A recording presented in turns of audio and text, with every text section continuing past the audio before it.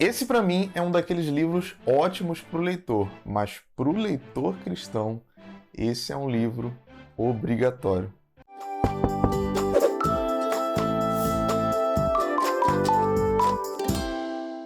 Fala pessoal, tudo bem? Bem-vindos a mais um vídeo no meu canal. Se você está aqui já há algum tempo, você sabe que eu falo sobre leitura, sobre teologia e, às vezes, sobre alguma leitura em geral que eu faço. Então, se você gosta desse universo de leitura, se você gosta de teologia, se você gosta de livros cristãos, esse é o canal que você tem que se inscrever para você estar acompanhando todos os nossos vídeos, beleza? E hoje o vídeo é muito especial. O vídeo é muito especial mesmo, porque ele vai falar de um livro que para mim foi uma das leituras mais proveitosas de 2022. E esse livro, como eu falei no início do vídeo, ele é um livro que todo mundo vai se beneficiar com ele. Todo o leitor, toda pessoa que quer ter uma vida de leitura regular vai se beneficiar desse livro. Mas o leitor cristão, esse livro é obrigatório. Esse livro tem que ser lido por todo cristão que quer ter uma vida de leitura, que quer ter uma vida devocional melhor, que quer conseguir aproveitar melhor os livros que ele está lendo, os livros, até os livros mesmo da Bíblia, sabe? Então, esse livro, cara, que a gente vai falar hoje é o livro Lit, um guia cristão para a leitura de livros. Esse livro, ele foi escrito por Tony Henk, né? Tony Henk, ele é um dos presbíteros do Ministério Desiring God, que se eu não me engano esse é o nome, que é o ministério do John Piper. E quem já leu John Piper sabe, cara, que John Piper dispensa apresentações, é assim, um grande pastor, um grande escritor, um cara que ama Deus, que consegue expressar isso de uma forma muito especial nos livros dele. E Tony Henk não fica para trás, ele também traz uma noção assim sobre esse universo da leitura e cristianismo de uma forma muito especial. Mas chega de delongas e vamos falar sobre o livro. Bem, pessoal, esse livro ele vai falar sobre leitura, mas também sobre como que o cristão aproveita melhor as suas leituras. E ele é dividido em duas partes, né? A primeira parte ele vai falar sobre a teologia da leitura e dos livros. Então ele vai desenvolver o pensamento teológico por trás da leitura. E aí você pensa, mas pensamento teológico, uma parada, sei lá, é meio distante, eu não tenho muito contato com teologia, acho meio difícil. Calma, pessoal. É bem mais simples do que a gente pensa. E ele vai trazer um pensamento muito importante sobre a leitura, que no caso é você entender qual é a teologia por trás dela. E isso nada mais é do que você entender qual é a cosmovisão que você tem que ter ao ler um livro. Para quem não sabe, cosmovisão é a maneira que você enxerga o mundo, né? E isso também se reflete nos livros. Como que você vai olhar para um livro sendo você cristão? A sua cosmovisão precisa estar muito bem alinhada biblicamente antes de você pegar um livro e começar a ler ele, sabe? Então ele traz esses fundamentos, e só para você ter uma noção, eu anotei aqui alguns capítulos que ele traz no livro, e assim, é uma parada muito interessante. Presta atenção. Então, na primeira parte ele vai falar sobre a teologia dos livros. Então ele vai falar sobre qual é a pedra angular da nossa leitura, né? O que é fundamental na vida do cristão para que através disso ele consiga avaliar os livros. E é claro, né? É Deus, é Cristo, é Jesus, o Espírito Santo. Essa é a nossa pedra angular para que a gente possa avaliar melhor os livros. E aí ele vai falar também sobre como que o nosso pecado pessoal, olha só a profundidade, como que o pecado pessoal influencia na forma que você lê os livros e como isso molda o nosso olhar para o livro, sabe? Isso molda até mesmo as nossas escolhas de livros, as prioridades dos livros que nós vamos ler. Então, no capítulo 2 ele vai falar um pouco sobre isso.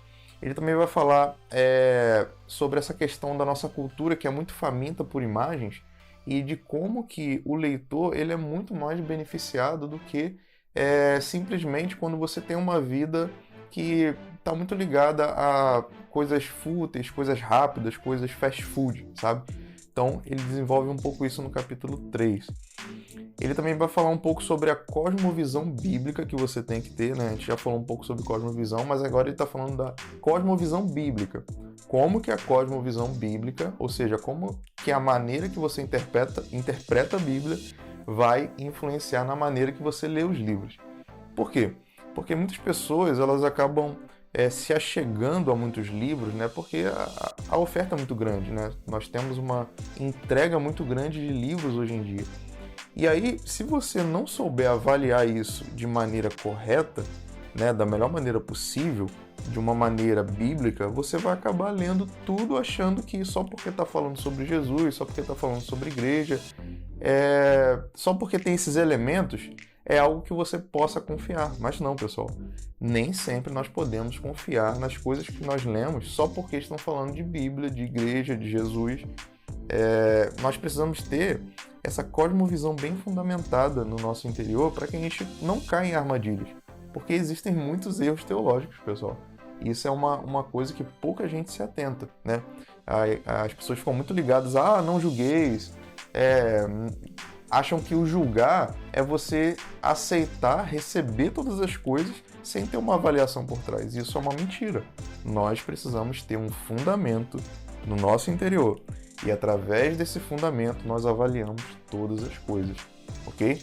Então ele vai falar um pouco sobre isso, sobre essa cosmovisão que nós precisamos ter para a leitura de livros. Então, pessoal, nossa, é muito bom esse livro, cara, porque ele é muito completo. E aí, a gente já falou agora sobre essa parte da teologia da leitura. Já na parte 2, ele vai pegar e fazer um apanhado geral sobre a leitura. E aí ele vai tratar de assuntos como como que você pode definir as prioridades das suas leituras, como que você pode...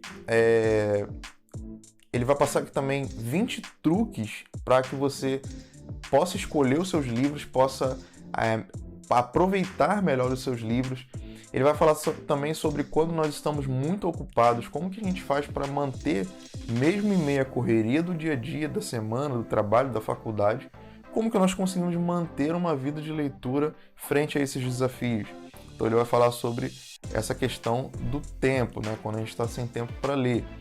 Ele vai falar também um pouco sobre os benefícios da leitura de ficção. E aqui, não pense que ele está falando para não cristãos, ele está falando também para cristãos. Sim, pessoal, nós somos muito abençoados com a leitura de livros de ficção. E eu pretendo fazer depois alguns vídeos sobre isso para que a gente possa tratar desse assunto mais especificamente, né, com mais calma. Mas, por enquanto, fique com isso. Leitura de ficção abençoa muito o cristão. Você sabe uma pessoa que contou várias histórias de ficção que está na Bíblia? Se você pensou em Jesus, é ele mesmo. As parábolas, pessoal, nada mais eram do que histórias de ficção. Sabe? O próprio Cristo utilizou esse artifício para poder enriquecer a sua pregação. Por que nós achamos hoje que livro de ficção é um problema? É algo a se pensar. Mas na frente a gente vai tratar um pouco mais sobre isso. Quer saber um pouco mais sobre isso? Já comenta aí se realmente você tem interesse sobre isso para que eu possa me animar a fazer esse tipo de conteúdo. Beleza? Então, pessoal, além dessas questões de livros de ficção, ele vai falar também sobre maneiras de proteger o tempo da sua leitura, né? Não só proteger, mas também você encontrar esse tempo para sua leitura, sabe?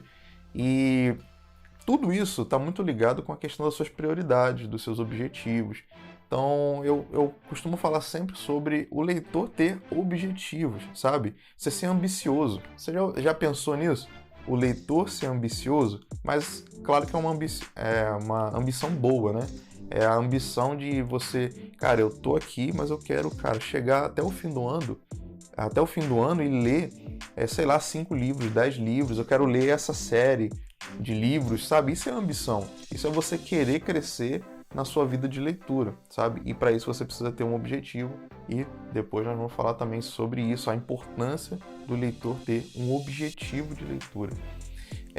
Ele vai falar também sobre as distrações da internet, ele vai falar sobre como que você pode, olha só, isso é muito importante, como que você pode sublinhar, riscar, escrever nos seus livros de maneira saudável, de maneira com que você possa aproveitar ainda mais a sua leitura.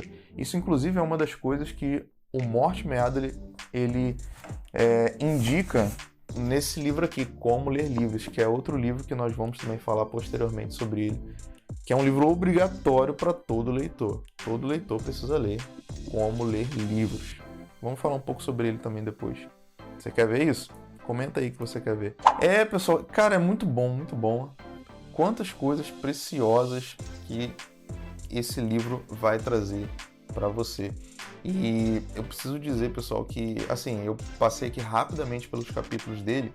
Ainda tem também a questão de como você pode criar grupos de leitura, como que você pode instigar os seus filhos a serem leitores, sabe? A terem uma vida de leitura, a terem uma vida que busca, né, o conhecimento, e como que você pode ser um leitor saudável.